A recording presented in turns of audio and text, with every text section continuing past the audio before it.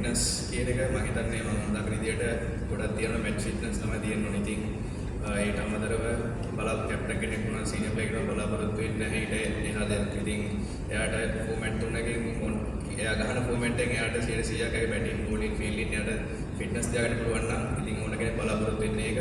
ඉතින් ඒ වගේම ටෙස්ට් එක T20 එකට ආයෙ මූව් වෙද්දී ගොඩක් වෙලාවට ලේසි නැහැ. ඉතින් අපි දවස් කිහිපයක් ප්‍රැක්ටිස් කරනවා ඕනම ෆෝමැට් එකක.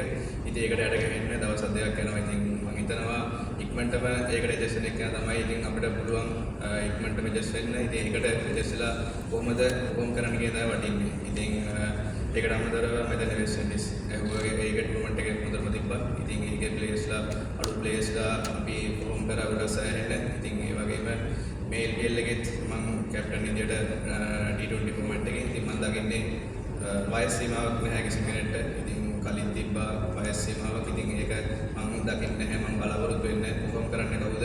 එයාට මැච් ෆිට්නස් තියෙන කවුද? ඉතින් එයාට මගෙන් බලාපොරොත්තු වෙන්නේ මොකද දෙයක්. ඉතින් පර්ෆෝම් කරන කෙනාට T20 ටීම් එකටත් one day ටීම් එකටත් එයාට සෙල්ලම් කරන්න පුළුවන් ඉස්සරහට අපිට වර්ල්ඩ් කප් එකක් තියෙනවා. ඉතින් එක්ස්පීරියන්ස් තියෙන ප්ලේයර්ස් ටීම් එකට අවශ්‍යයි. ජූනියර්ස්ලාත් අවශ්‍යයි. ඉතින් මම බලාපොරොත්තු වෙනවා මේ ටූර්නමන්ට් එකේ ඉවරෙද්දී තව ජූනියර්ස්ලා කිහිප දෙනෙක් අපේ නැෂනල් ටීම් එකට ලැබෙයි කියන්නේ.